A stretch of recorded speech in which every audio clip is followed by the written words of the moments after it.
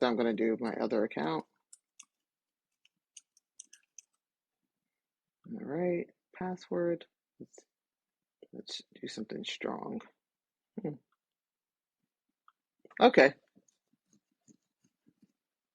Now it's going to go to my email, and let's go here. Let me go over to my email. Don't mind what you see over here. Okay, so here it is already. All right, we're going to take that.